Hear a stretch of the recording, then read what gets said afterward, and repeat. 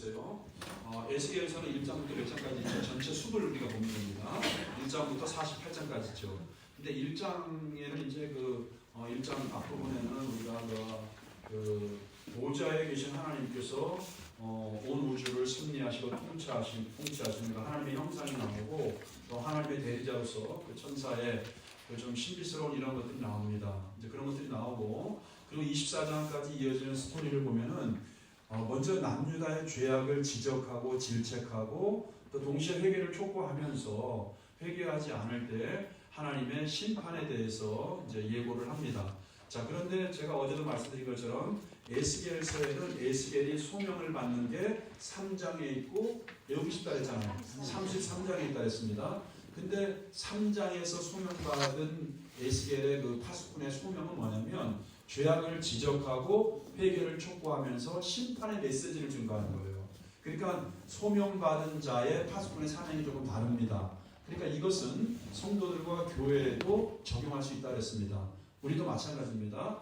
우리가 마냥 그냥 오냐 이렇게 자식들 키우면 그 자식들이 하나의 버릇이 없고 성경에도 그런 말 있잖아요. 종을 어릴 때부터 아들인 것처럼 이렇게 키우면 자기가 진짜 친자식인 것처럼 행세한다 그러잖아요. 그런 것처럼 우리는 죄악에 대해서 또 회개에 대해서는 그런 메시지가 필요하다. 그게 이제 3장에 나오는 에스겔의 파수꾼의 사명이고 또 33장에도 에스겔이 또 파수꾼의 사명을 받는데 그때는 이제 때리는 사명이 아니에요. 이제 때렸잖아, 그죠? 심판을 촉구하고 또 회개를 촉구하고 심판의 메시지를 전했잖아요. 33장에서는 이제 회복과 소망 이런 메시지를 이제 또 증거하기 위해서 부르시는 것을 볼 수 있습니다. 근데 24장까지가 남유다에 대한 그 심판 예고였어요. 그리고 25장부터 32장까지가 세상 나라를 대표하는 이제 7개 나라, 7개 열방에 대해서 심판의 메시지를 하고 있는데, 근데 이제 특별히 6개 나라, 모압 암몬부터 시작하는 6개 나라는 우리가 다 마무리했고, 이제 이번 주 작정반 기도에 우리가 애굽 심판에 대해서 지금 살펴보고 있는 거예요. 근데 애굽 심판은 넉 장에 걸쳐서, 장장 넉 장에 걸쳐서 애굽 심판에 대한 메시지를 하고 있다.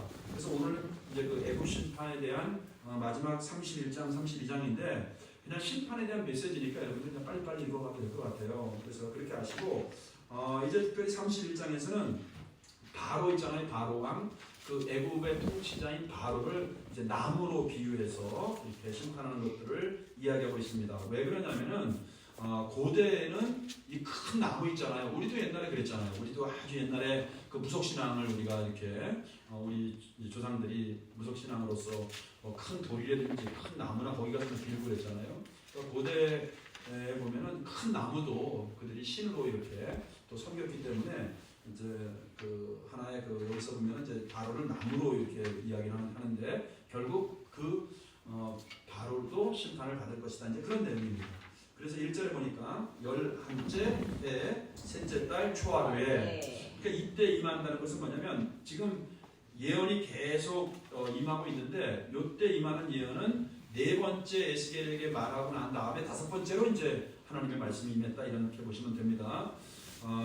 2절 시작. 인자야 너는 애굽의 바로 왕과 그 무리에게 이르기를 내 큰 위엄을 너희에게 비하리라. 볼지어다 아수르 사람은 가지가 아름답고 그들은 숲의 그늘 같으며 키가 크고 고개가 우리나라 마음은 백향목이었느니라. 그러니까 이 절이 어떤 의미가 있냐면 그 애굽 왕과 그 바로에게 내 큰 위엄을 누구에게 비하냐. 그러니까 하나님이 그 위엄을 주셨고 하나님이 다 우리가 나일강도 지난 시간에 공부했습니다만 하나님께서 주신 은혜고 축복이거든요. 이스라엘을 하나의 민족으로 잉태하게 하는 작은 역할을 하라고 그렇게 이집트를 축복한 건데 오히려 자기가 가지고 있는 부와 명성과 자기 힘, 자기의 어떤 부유함을 가지고 오히려 교만한, 그러니까 내 큰 위엄을 누구에게 비하랴. 이게 뭐예요? 그렇게 교만했다는 거예요. 하나님이 주신 것을 인정하지 않고 이제 교만했다는 것을 이렇게 표현하고 있는 것이고, 그러면서 아수르 사람도 그렇게 큰 나무였다 이거거든요. 결국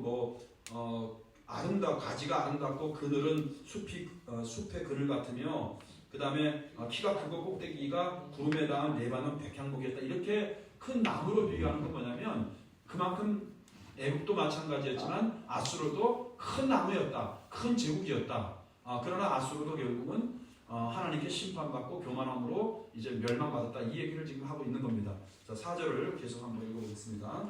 물들이 그것을 기르며 깊은 물이 그것을 자라게 하며 강들이 그 심어진 곳을 둘러오며 그게 물이 들에 모든 나무까지 미치며 그 나무가 물이 많으므로 키가 들의 모든 나무보다 크며 굵은 가지가 번성하며 가는 가지가 길게 뻗어나가고 공중의 모든 새가 그 큰 가지에 깃들이며 들의 모든 짐승이 그 가는 가지 밑에 새끼를 낳으며 모든 큰 나라가 그 그늘 아래 거주하였느니라. 계속해서 그렇게 큰 제국이었다는 것을 이렇게 지금 표현하고 있는 것이고요. 7절 그 뿌리가 큰 물가에 있으므로 그 나무가 크고 가지가 길어 모양이 아름다우네. 자, 8절 하나님의 동산에 pik한 독이 흙이 그를 가리지 못하며 잣나무가 그 굵은 가지만 못하며 단풍나무가 그 가지만 못하며 하나님의 동산에 어떤 나무도 그 아름다운 모양과 같이 못하였도다. 자, 하나님이 그만큼 이것은 뭐냐면 애국과 아수르에게 하나님께서 그렇게 복을 주셨다. 이걸 얘기하고 있는 거예요. 그리고 뭐 하나님의 동산은 에덴 동산을 이렇게 비유로 얘기하고 있는 건데 이게 과장법이죠. 그러니까 과장법인데 그만큼 하나님이 애국과 아수르에 그렇게 하나님이 은혜를 주셨다. 복을 주셨다. 이걸 이제 그 비유법으로 과장해서 이렇게 지금 말씀을 하고 있는 겁니다. 자, 10절 그러므로 주 여호와께서 이같이 말씀하셨느니라. 그의 키가 크고 내가 몸에 닿아서 높이 솟아났으므로 마음이 교만하였은즉 내가 여러 나라의 능한 자의 손에 넘겨줄지라. 그가 입으로 대고할 것은 내가 그의 악으로 말미암아 쫓아내었습니다. 자, 여기 10절에서 분명히 말씀하고 있죠. 교만이라고 하는 게 동그라미 치세요. 하나님이 주신 은혜와 축복인데 그의 마음이 뭐예요? 교만하겠다는 거예요. 우리가 여러분 정상에 있을수록 하나님이 나에게 더 큰 사명과 더 큰 물질과 더 큰 하나님께서 명성과 더 큰 은혜를 주셨을 때 여러분 목이 뻣뻣하지 말고 납작 엎드려서 겸손할 수 있길 바랍니다. 우리가 자언에도 그 말 있잖아요. 교만은 패망의 손목이라고. 하나님은 교만한 사람을 쓰지 않습니다. 우리는 한낱 먼지요 티끌과 같은 우리는 피조물에 지나지 않습니다. 그러니까 교만하였기 때문에 나중에 우리가 바벨론의 느부갓네살 왕을 통해서 결국은 아수르도 마찬가지가 애국도 심판하시지만 나중에는 느부갓네살 왕도 교만해서 막 7년을 막 짐승처럼 그렇게 사는 것도 우리가 보지 않습니까? 그래서 우리는 여러분 성경에서 이 교만을 여러분들이 물리쳐야 될 줄로 믿습니다. 그 넘겨준다는 것이죠. 능한 자의 손에 넘겨줄 거라는 거예요. 임으로 대우한다는 것은 마음대로 이제 그런 말이겠죠. 자, 12절 여러 나라의 포악한 다른 민족이 그를 찍어버렸으므로 그 가는 가지가 산과 모든 골짜기에 떨어졌고 그 굵은 가지가 그 땅 모든 물가에 꺾여졌으며 세상 모든 백성이 그를 버리고 그 그늘 아래에서 떠나며 공중의 모든 새가 그 넘어진 나무에 거주하며 들의 모든 짐승이 그 가지에 있으리니 이렇게 이제 멸망하게 될 것을 시적으로 이렇게 표현하고 있는 것이죠. 그 다음에 이는 물가에 있는 모든 나무는 키가 크다고 교만하지 못하게 하며 그 꼭대기가 구름에 닿지 못하게 하며 또 물을 마시는 모든 나무가 스스로 올라서지 못하게 하니 그들을 다 죽음에 넘겨줘 사람들 가운데에서 무덤으로 내려가는 자와 함께 지하로 내려가게 하였습니다. 자, 교만하지 못하게 하려고 이렇게 심판을 했다는 의미고 15절 주 여호와께서 이같이 말씀하십니다. 그가 스올에 내려가던 날에 내가 그를 위하여 슬프게 울게 하며 깊은 바다를 덮으며 모든 강을 쉬게 하며 큰 물을 그치게 하고 레바논이 그를 위하여 슬프게 울게 하며 그의 모든 나무를 그로 말미암아 수련하게 하였느니라. 내가 그를 구덩이에 내려가는 자와 함께 스올에 떨어뜨렸던 때에 백성들이 그 떨어지는 수름으로 말미암아 진동하게 하였고 물을 마시는 배들의 모든 나무 레바논의 뛰어나고 아름다운 나무들이 지하에서 위로를 받게 하였느니라. 자, 애굽이 망함으로 인해서 어떤 사람들은 위로를 받을 만큼 또 애굽이 그렇게 망하는 걸 보면서 어떤 사람들도 또 마음에 전율을 느끼고 애굽이 어떻게 망했지? 이제 이런 얘기겠죠. 자, 17절 그러나 그들도 그와 함께 스올에 내려 칼의 주림을 당한 자에게 이르렀나니 그들은 옛적에 그의 팔이 된 자요 나라들 가운데서 그 그늘 아래 거주하던 자, 그러니까 애국을 의지하고 애국과 연맹을 맺었던 모든 나라들까지도 함께 멸망하게 될 것이다. 함께 쏘려내려 이런 말을 하잖아요.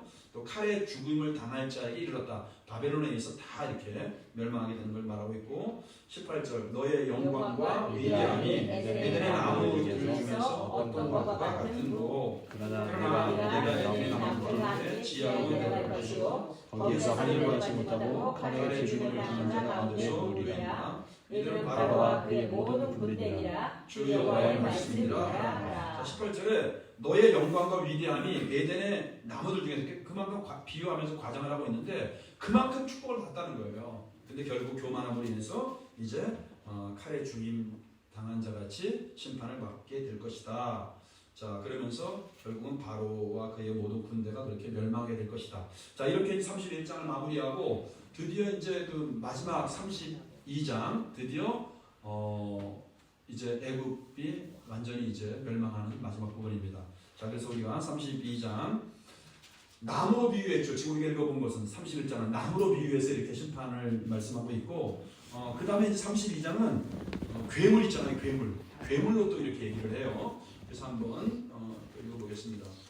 12째 달 초하루에 여호와의 말씀이 내게 임하여 이르시되 인자야 너는 애굽의 바로왕에 대하여 슬픈 노래를 불러 그에게 이르라. 애가죠. 애가 너를 여러 나라에서 사자로 생각하였더니 세상은 바다 가운데 큰 악어라. 강에서 뛰어 일어나 발로 물을 휘저 그 강을 더럽혔도다. 자, 이렇게 힘이 있는데 그 힘을 가지고 오히려 교만하고 더럽혔다고 이렇게 지금 얘기를 하고 있는 거예요. 주 여호와께서 이같이 말씀하셨느니라. 내가 많은 백성의 무리를 거느리고 내 그물을 네 위에 치고 그 그물로 너를 끌어오리로다. 자, 바다에 있을 때는 악어지 바다 밖에 끌려 나온 거예요. 바다로서의 그 영향력이나 그 힘이 확 줄어들게 되잖아요. 이제 그래서 그물로 하나님이 그렇게 끌어올리겠다. 그러니까 역사를 섭리하고 모든 것을 주관하시는 분은 하나님이다. 이제 이렇게 말씀을 하고 있는 것이죠. 그러니까 뭐 물에 있을 때나 뭐 악어지 결국은 이제 그물에 걸려 결국은 이제 무트로 끌어올리면 결국 힘을 잃어버리게 된다는 것을 이렇게 표현하고 있는 것이고요. 4절도 그런 표현이죠. 내가 너를 못해 땅이죠. 땅에 버리며 들에 던져 공중의 새들이 내 위에 앉게 할 것이며 온 땅의 짐승이 너를 먹어 배부르게 하리로다. 자, 이렇게 지금 표현하고 있는 겁니다. 심판을. 내가 네 살점을 여러 산에 두며 내 시체를 여러 골짜기에 채울 것이며 내 피로 내 넘치는 땅에 물르되듯 하여 산에 미치게 하며 그 모든 개천을 채우리로다. 내가 너를 불 끄듯 할 때에 하늘을 가리어 별을 어둡게 하며 해를 구름으로 가리며 달이 빛을 내지 못하게 할 것이며. 그러면 7절을 한번 여러분 주목해 보세요. 내가 너를 하나님이 하는 겁니다. 하나님이 너를 불 끄듯 할 때에 이 표현은 심판에 대한 심판할 때 이런 말이에요. 그러니까 불 끄듯 할 때 심판을 한다는 것인데 이 심판하는 표현을 어떤 식으로 지금 이렇게 그 선지서에서 표현하냐면 하늘을 가리어 별을 어둡게 하고 해를 구름으로 가리고 달이 빛을 내지 못하게 할 것이며. 이거 여러분 어디서 많이 보던 거 아니에요? 이런 문장? 어디서 보는 내용이죠? 요한계시록에서 마지막 6번째 재앙, 인때는 재앙 때 요한계시록 6장에 보면은 그죠? 계시록 6장에 보면은 이제 다 잃어버렸죠, 그죠? 뭐 인나대 우리 배웠잖아요. 3대 재앙, 인재앙, 나팔재앙, 대접재앙. 근데 인나대 할 때 인재앙의 6번째거든요. 마지막 재앙. 계시록 6장에 보면 6장이니까 6인 이렇게 우리가 외우라 그랬잖아요. 근데 그때 인재할 때 이런 표현이 나와요. 같은 표현이에요. 그러니까 우리가 선지서에서 제가 그 주일날 강단에서 요한계시록을 여러분들과 나눌 때 요한계시록은 몇 구절이 있다 그랬어요. 이걸 어떻게 알겠습니까? 그죠? 404구절이 있다 그랬어요. 근데 404구절 중에서 학자들마다 다소 차이는 있지만은 278구절에서 305구절이 다 구약에서 인용됐다고 말씀을 드렸습니다. 자, 그러니까 여러분 보세요. 우리가 선지서 요한계시록을 요한계시록만으로 풀면은 우리가 오류에 빠질 수가 있다고 말씀을 드렸어요. 그 선지서의 개념을 모르기 때문에 이 하늘을 가리어 별이 어떻게 되고 그 다음에 해가 구름으로 가리고 해가 빛을 잃어버리고 달이 빛을 내지 못하게 한다. 이 하나님의 심판에 대한 관용어과 같은 표현이에요. 이 심판인데 이거를 이제 세대주의자들이 실적으로 이거를 요한계시록 제가 말씀드렸습니다만 문자적으로 그대로 이거를 그냥 그 문자적으로 그대로 이거를 해석을 해서 이것이 3차 핵전쟁이 일어나면은 이렇게 이제 구름이 뭐 형성이 되고 막 해가 빛을 가리고 막 그래서 3차 핵전쟁으로 지구가 멸망한다. 이제 이런 식으로 이제 그 사람들은 풀잖아요. 물론 여러분 이제 뭐 핵이라는 게 결국 전쟁을 통해서 할 경우는 그렇게 되겠지만은 그러나 우리가 성경적인 어떤 바른 해석은 선지서의 개념을 모르니까 그렇게 해석하는 거예요. 자, 또 한 가지 마찬가지잖아요. 지금 세대주의자들은 제3성전을 지금 다시 그걸 그대로 지어야지, 그것이 하나님의 뜻이다. 막 그 성전을 다시 막 하잖아요. 예수님이 성전으로 왔어요. 그 성전으로 와서 예수님이 다 성전을 다 회파했는데 이제는 우리가 성전이잖아요. 성령 받은 우리가. 또 성전을 짓자 뭐 이거는 그러니까 너무 문자적으로 성경 전체의 의미를 잘 모르니까 그렇게 여러분 우리가 너무 그 세대주의자 입장에서 교회 안에도 지금도 마찬가지예요. 목사님들도 마찬가지고요. 너무나 이제 그런 식으로만 이렇게 물리적으로 해석하는 사람들이 참 많습니다. 근데 우리는 여러분 성경을 통해서 예수님이 성전 자체이신 그분이 오셔서 우리를 성전 삼아 주셨잖아요. 성령의 전으로. 이제는 뭐 물리적인 그럼 우리가 성전 짓고 그들의 논리와 그들의 주장대로 얘기하면 그럼 제3성전 짓고 거기서 그럼 다시 번제 드리면서 짐승 잡아서 닭 뜨고 그렇게 해서 하나님께 우리가 예배드리고 제사해야 되고 우리가 죄 씻음 받아야 됩니까? 아니잖아요. 예수님께서 이미 단번에 자기 피로 우리의 모든 죄를 다 단번에 끝장내 버렸잖아요. 다시 성전 짓고 다시 거기다가 짐승 잡아서 또 우리 죄 씻는 행위하고 그건 아니라는 것이죠. 근데 그걸 너무 문자적으로 이렇게 받아들이면 우리가 성경 자체를 우리가 너무나 이렇게 곡해할 수 있다. 여러분들이 참고로 이제 이런 것도 좀 알아두시면 될 것 같아요. 그래서 여기 7절에 나오는 이 표현은 전형적인 선지서에서 하나님의 심판을 이렇게 관용적으로 표현하는 겁니다. 실제 문자적으로 물론 그럴 수도 있겠죠. 정말 주님이 재림하거나 그럴 때 뭐 물리적으로 정말 그런 일들이 벌어질 수 있겠죠. 그리고 실질적으로 그러면 그 바벨론 느부갓네살 왕에 의해서 애굽이 심판당할 때 그럼 문자적으로 정말 몇 달이고 뭐 그냥 그때 정말 이것이 문자적으로 정말 깜깜하고 해가 빛을 잃고 정말 이렇게 진짜 뭐 그런 상태에서 정말 애굽이 망했겠어요? 제 말이 좀 이해가 될지 모르겠네요, 여러분들. 그러니까 이거는 심판에 대한 관용적인 표현이다. 바벨론의 느부갓네살 왕이 이렇게 할 때 정말 칼이 깜깜하고 달도 뭐 빛을 잃고 해도 빛을 잃었겠냐고요. 1차적으로 그 시대에 얘기를 하면은 그게 아니고 하나님께서 선지서에서 나온 이런 표현은 하나의 관용적인 표현으로 하나님의 심판을 이야기하는 거다. 자, 이런 말이고요. 8절도 마찬가지입니다. 하늘의 모든 빛을 밝은 빛을 내가 내 위에서 어둡게 하며 이것도 심판이에요. 그러니까 빛을 어둡게 한다는 것도 심판이고 어둠을 내 땅에 베풀리로다. 물론 물리적인 어둠도 있지만 어두우면 결국 보세요. 하나님을 아는 지식이 없잖아요. 그렇죠? 그러니까 어둠 이것은 뭐냐면 하나님을 아는 지식 자체도 완전히 다 가려질 것이다. 이제 우리가 이렇게까지 좀 나가서 해석을 해도 사실 별 무리는 없다고 봅니다. 그러니까 이것은 다 7절, 8절은 결국 하나님의 심판에 대한 메시지로 우리가 이제 이해를 하면 되겠습니다. 그러니까 이것이 뭐 진짜 365일 24시간 그냥 정말 깜깜해가지고서는 그때 애굽이 좀 바벨론에 있어 정말 그 공격당할 때 실제로 그런 일이 있었다. 이렇게는 우리가 시험 못하죠. 물리적으로 365일 24시간 진짜 깜깜했다. 뭐 그런 어떤 표현은 아니고 하나의 비유적인 하나의 선지서에서 이런 관용적인 표현이다. 자, 여기까지 하고요. 자, 9절 내가 누구예요? 하나님이죠.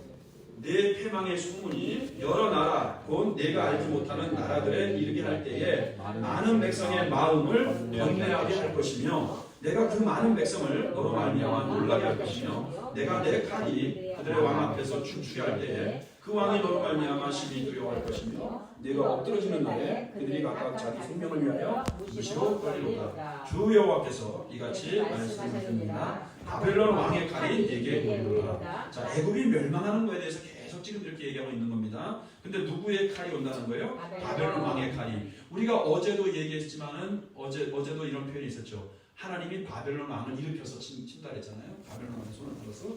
그러니까 바벨론 왕이 하는 것 같아도 그 배후에서는 우리가 이해 못하지만 하나님이 하시는 겁니다. 자, 그 다음에 나는 내 무리가 용사 곧 모든 나라의 무서운 자들의 칼에 엎드러지게 할 것이며 그들이 애굽의 교만을 피하며 그 모든 무리를 멸하려다. 여기서 그들이 누구예요? 바벨론. 바벨론을 통해서 하나님 심판하는 것이니까 애굽의 교만을 피한다는 거예요. 그러니까 잠언서에서 얘기한 것처럼 교만은 패망의 선봉입니다. 여러분들. 절대 교만해서 안 됩니다. 절대 힘 자랑하면 안 되고 돈 자랑해도 안 되고 여러분 절대 지식 자랑해도 안 됩니다.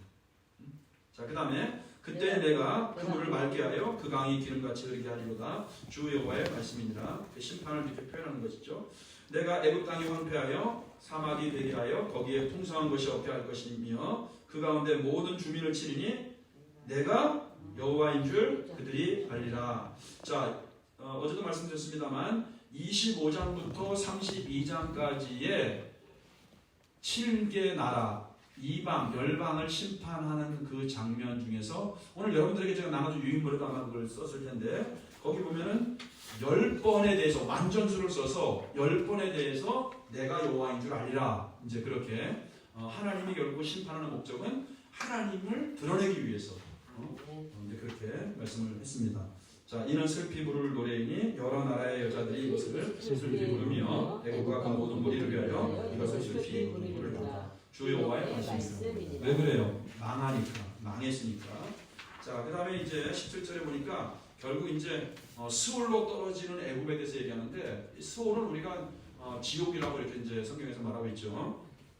자, 시작. 12절에 어느 날 12절에 여호와의 말씀이 내게 임하였으되 자, 7번째 임한 겁니다. 인자야 애굽의 모든 무리를 위하여 슬피 울고 그와 유명한 나라의 여자들을 구덩이에 내려가는 지하에 던지시며 이르라 너의 아름다움이 어떤 사람보다 뛰어나도다. 너는 내려가서 할례를 받지 아니한 자와 함께 누울지어다. 어디로 내려가라는 거예요? 내려가서 봐. 스올로 내려가라는 겁니다. 그 뒤에 나와요. 그들이 죽임을 당한 자 가운데 엎드러질 것이며 그는 칼에 넘겨진 바 되었은즉 그와 그 모든 무리를 끌지어다. 용사 가운데 강한 자가 그를 돕는 자와 함께 스올 가운데서 그에게 말하며 할례를 받지 아니한 자 곧 칼에 죽임을 당한 자들이 내려와서 가만히 누웠다 하리로다. 거기에 아수르와 그 온 무리가 있으며 다 죽임을 당하여 칼에 엎드러진 자라. 무덤이 그 사방에 있도다. 그 무덤이 깊은 곳에 만들어졌고 그 무리가 그 무덤 사방에 있으며 그들은 다 죽임을 당하여 칼에 엎드러진 자 곧 생존하는 사람들의 세상에서 사람을 두렵게 하는 자라. 자, 이렇게 완전히 멸망한 것에 대해서 스올에 떨어져서 아수르도 마찬가지고 스올에 떨어져서 완전히 멸망한 것에 대해서 말씀을 이렇게 이야기하고 있고 거기에 엘람이 있고 그 모든 무리가 그 무덤 사방에 있으며 그들은 다 할례를 받지 못하고 죽임을 당하여 칼에 엎드러져 지하에 내려간 자로다. 그들이 생존하는 사람들의 세상에서 두렵게 하였으나 힘이 있었죠. 그들이 살아있을 때는 제국이 나오니까 부와 명성과 힘이 있었으니까 두렵겠죠. 그러나 이제는 뭐예요? 구덩이에 내려가는 자와 함께 수치를 당한 왜? 망했으니까 그와 그 모든 무리를 위하여 죽임을 당한 자 가운데 침상을 모았고 그 여러 무덤은 사방에 있으며 그들은 다 할례를 받지 못하고 칼에 죽임을 당한 자로다. 그들이 생존하는 사람들의 세상에서 두렵게 하였으나 이제는 구덩이에 내려가는 자와 수치를 당하고 죽임을 당한 자로다. 지금 표현이 똑같죠. 24절 25절 내용이 딱 똑같죠. 그렇게 두렵게 했지만은 결국은 수치를 당하고 죽은 자 가운데 있었다. 이제 이렇게 똑같이 표현합니다. 또 엘람도 얘기하고 있고요. 넘기서 26절을 보니까 또 거기에 메섹과 두발. 그러니까 이런 메섹과 두발 이런 나라들이 전부 다 뭐냐면은 애굽과 연합을 많이 맺었던 그 당시에 애굽만큼은 아니지만 이렇게 작은 어떤 그런 나라들이었는데 그렇게 지금 함께 멸망당할 것이다 이렇게 얘기를 하고 있는 거예요. 자, 근데 여기 보니 이제 그 메섹 이것이 메섹과 두발 얘기하고 있고 내용은 똑같습니다. 그 여러 무덤은 사방에 있으며 그들은 다 할례를 받지 못하고 칼에 죽임을 당한 자로다. 그들이 생존하는 사람들의 세상에서 두렵겠지, 그렇죠? 그러나 그들이 할례를 받지 못한 자 가운데 이미 엎드러진 용사와 함께 누운 것이 마땅하지 아니하냐. 이 용사들은 다 무기를 가지고 소에 내려가서 자기의 칼을 베개로 삼았으니 그 백골이 자기 죄악을 졌으며 생존하는 사람들의 세상에서 용사의 두려움이 있던 자였다. 그러니까 살아있을 때는 용사처럼 다른 사람들을 두렵게 하고 부강했잖아요. 하나님이 주신 그 지혜와 또 자원과 여러 가지 그 환경, 여건을 통해서 그렇게 했지만 그러나 결국 이렇게 멸망할 것에 대해서 말씀하고 있고요. 28절 오직 너는 할례를 받지 못한 자와 함께 배망할 것이며 칼에 죽임을 당한 자와 함께 누우리로다. 거기에 에돔이 나와 있고 에돔 곧 그 왕들과 그 모든 고관이 있으며 그들이 강성하였으나 칼에 죽임을 당한 자와 함께 있겠고 할례를 받지 못하고 구덩이에 내려간 자와 함께 누우리로다. 그러니까 뭐 에돔이건 뭐 하나님이 심판한 모든 사람들이 스올에 빠져서 완전히 멸망한 것에 대해서 이렇게 말씀을 하고 있습니다. 30절 거기에 죽임을 당한 자와 함께 내려간 북중 모든 방백과 모든 시돈 사람이 있으며 어디에 있다는 거예요? 스올에. 그 다음에 그들이 본래는 강성하였으므로 두렵게 하였으나 이제는 부끄러움을 돋고 할례를 받지 못하고 칼에 죽임을 당한 자와 함께 누웠고 구덩이에 내려가는 자와 함께 주치를 당하였도다. 바로가 그들을 보고 그 모든 무리로 말미암아 위로를 받을 것이며 칼에 죽임을 당한 바로와 그 온 군대가 위로받는다. 주 여호와의 자기만 망한 게 아니고 다 망한 걸 보고 위로받는다는 표현을 하고 있고요. 32절 내가 바로로 하여금 생존하는 사람들의 세상에서 사람을 두렵게 하였으나 이제는 그가 그 모든 무리와 더불어 할례를 받지 못한 자 곧 칼에 죽임을 당한 자와 함께 누이리로다. 주 여호와의 말씀입니다. 자, 이러면서 이제 25장부터 32장까지 걸쳐서 7개 하나님을 대적하는 이방, 열방에 대한 심판이 끝났습니다. 자, 끝났고 오늘 여러분들에게 나누어준 그 유인물을 좀 보세요. 그 유인물 보시면 우리가 지금 25장에 32장까지 특별히 이번 주 작정반기도에 봤는데 이제 7개 열방에 대한 심판을 우리가 같이 나누었습니다. 그러니까 열방에 대한 하나님의 심판을 예언한 것이 바로 25장의 32장이고 핵심은 뭐라고 그랬죠? 여호와가 누구인지 알리는 겁니다. 하나님은 공의로운 분이고 죄를 심판하시는 분이고 은혜 베풀 사람에게 은혜를 주시는 분이다. 그러니까 여호와가 하나님이신 것을 온 세계의 유일한 주다, 왕이다. 바로가 아수르가 아니고 세상 너희들이 신이라고 아니다. 온 열방을 통치하는 분은 여호와 하나님이시다. 이것을 하나님이 드러내기 위해서 10번이나 그런 표현이 나온다고 했습니다.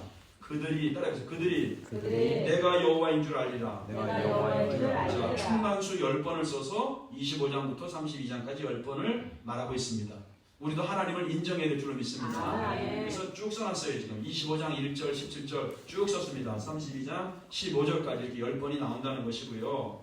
자, 그 다음에 이제 우리가 다음 시간부터 또 공부할 내용이 이제 어떻게 보면 이제 에스겔의 가장 중요한 결론에 해당하는 것이고 결국 33장에서 이제 에스겔이 아까 말씀드린 것처럼 다시 소명을 받는단 말이에요. 파수꾼의 소명을. 그때 받는 소명은 회복과 구원, 소망, 비전 이제 이런 메시지를 선포하기 위해서 또 33장에 보면은 또 그렇게 파수꾼의 소명을 받는 내용이 나오고요.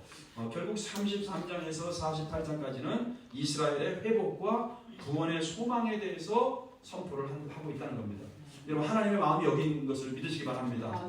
하나님은 우리에게 복을 주시고 하나님을 드러내고 하나님의 통로가 되는 삶을 우리가 살기를 기뻐하는 것이지 우리가 여기서 매일 얻어터지고 지질이 그냥 우리가 뭐 하나님의 영광도 가리고 우리 스스로도 지질이 비참하게 사는 게 하나님의 뜻이 아니라는 것. 이것을 여러분이 아시기를 바랍니다.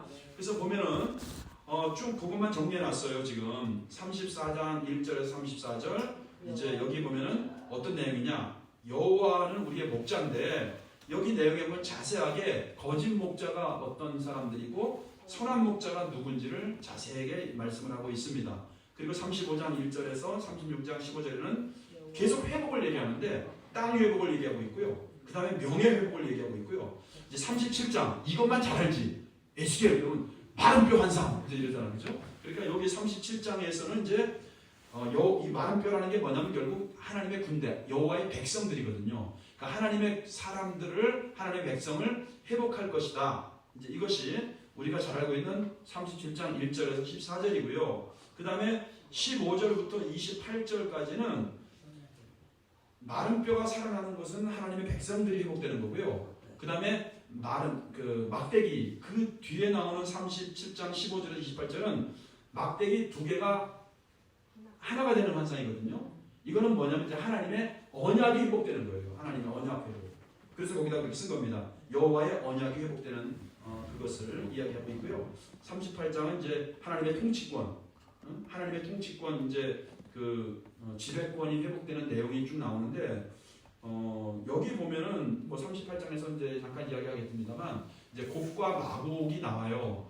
근데 요한계시록에도 이게 나오거든요. 요한계시록 20장에도 나와요. 근데 어떤 학자는 이게 터키다. 그리고 어떤 학자는 소련이다 그러는데 그분들의 주장이고 성경에서는 어딘지 아는 사람이 아무도 없습니다. 상징적인 것이 될 수도 있고요. 그리고 여기서 이제 그 마곡 있잖아요. 곡과 마곡이 나오잖아요. 그러니까 마곡은 곡의 왕으로서 이렇게 그냥 표현한 거예요.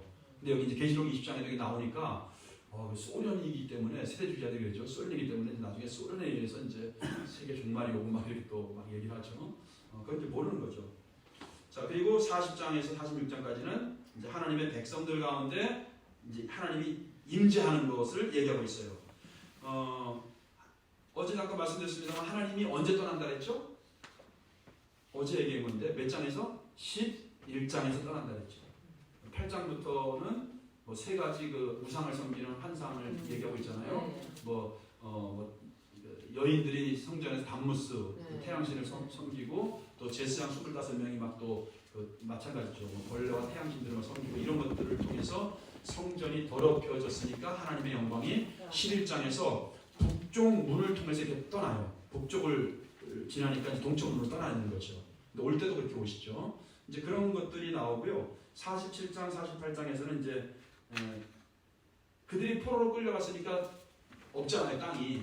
그러니까 상징적으로 이제 영토가 회복될 것이다. 이제 이런 내용으로 마무리되겠습니다. 자, 그래서 우리가 다음 시간에 이제 또 어떻게 보면 뒷부분에 가장 중요한 내용들을 같이 또 나눠보면서 같이 은혜를 받도록 하겠습니다.